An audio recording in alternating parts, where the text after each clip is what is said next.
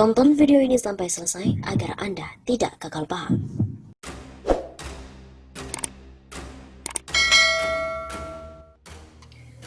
Usai bertemu dengan Jokowi, elit Partai Komunis Cina berjumpa dengan Megawati.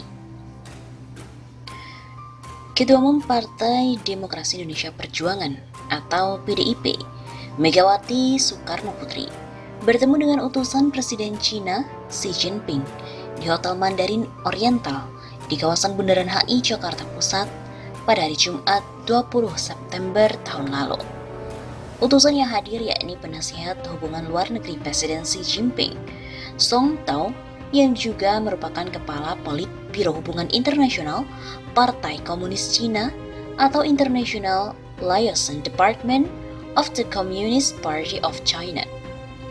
Sekretaris Jenderal PDIP Hasto Kristianto menjelaskan, acara ini bagian tindak lanjut dari pertemuan antara Song Tao dengan Presiden Joko Widodo sejak pagi tadi di Istana Bogor, Jawa Barat. Maka, hubungan antara partai dengan partai sebagaimana menjadi tradisi PDIP, kami kembangkan termasuk dengan IDCPC ini, ujarnya di Hotel Oriental Mandarin, Jakarta Pusat pada hari Jumat. Agenda antara Megawati dan juga Song Tao hanyalah makan siang. Kedua belah pihak juga berupaya untuk menjalin kerjasama antar partai politik. Sebab menurutnya, partai politik sebagai second track diplomacy.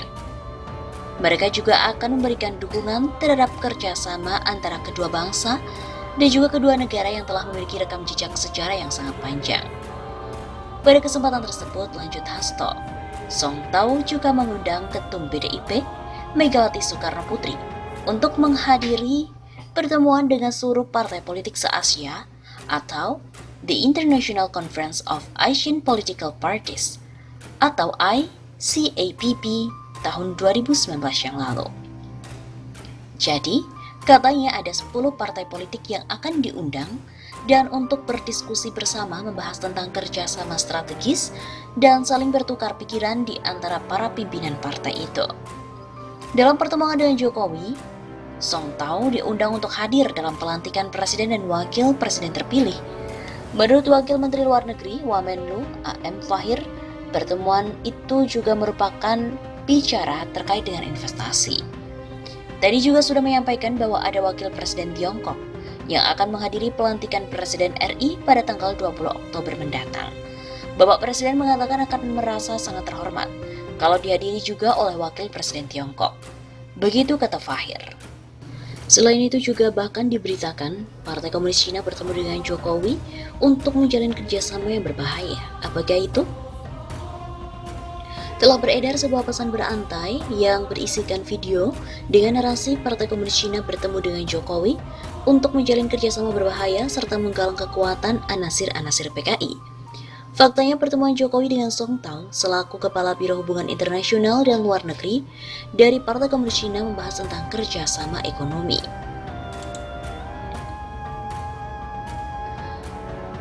Sebuah pesan berantai tersebut memuat narasi bahwa Presiden Joko Widodo bertemu dengan Partai Komunis Cina untuk menjalin kerjasama berbahaya. Pesan itu mulai ramai beredar pada 21 September tahun lalu. Banyak akun di media sosial terutama Facebook yang membagikan pesan tersebut. Dalam akun AMSB Lamandau, salah satu akun yang ikut mengunggah kabar tersebut. Berikut ini adalah narasi dari pesan berantai itu.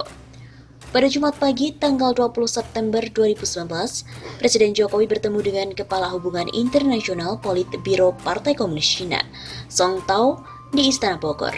Dilanjutkan jamuan makan siang dengan Ketum PDIP Megawati di Rumah Makan Liveng Bundaran HI. Song Tao mengucapkan selamat atas terpilihnya Jokowi dalam Pilpres. Sebagai sahabat baik untuk Indonesia, saya benar-benar merasa bahagia, sambil memuji keberhasilan berbagai proyek. Song Tao, yang didampingi Dubes Cina untuk Indonesia Xiao Qian, menyampaikan pula bahwa Wakil Presiden Cina Wang Qishan akan hadir dalam acara pelantikan Jokowi pada bulan Oktober yang akan datang.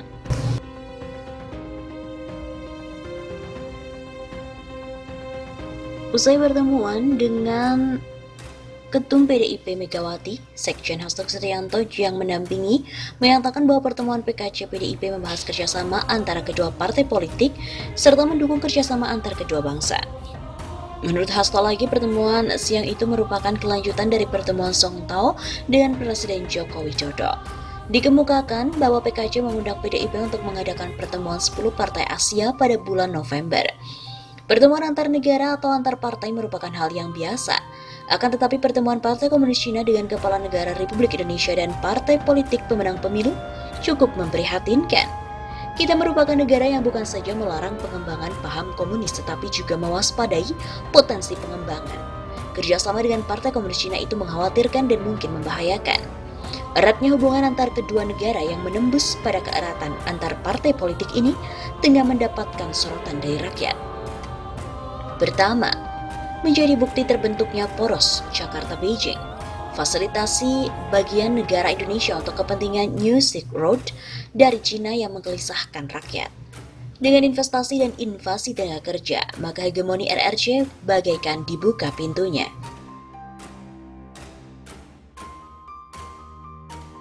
Kedua, sebagai negara komunis dengan diaspora bangsanya yang besar di Indonesia, maka misi ideologi komunis RRC via PKC dapat menunggangi kerjasama bisnis.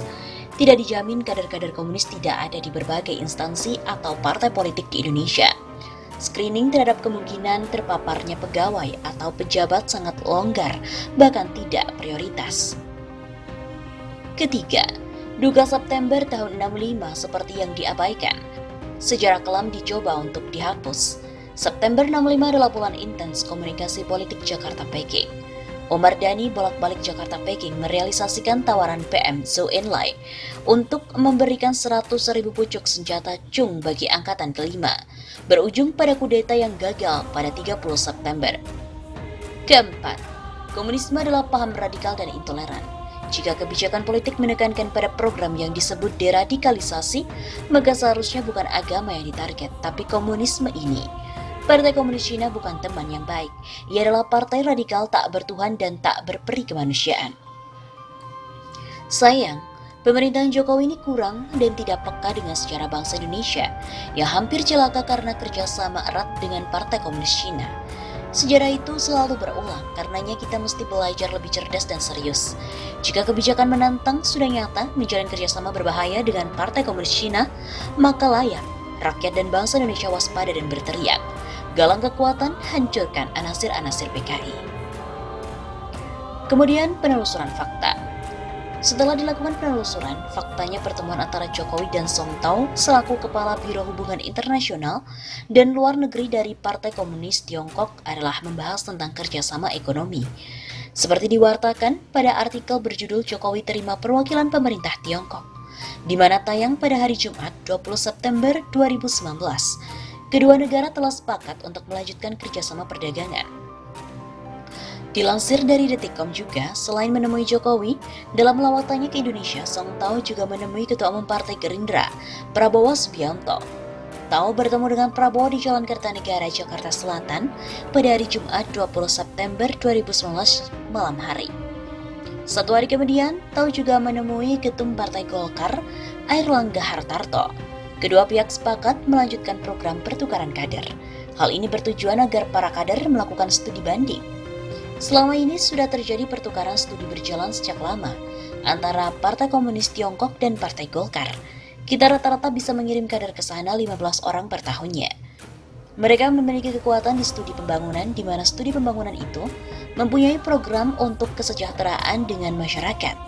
Begitu kata Airlangga seusai pertemuan di Hotel Sherlingla, Jalan Jenderal Sudirman, Jakarta.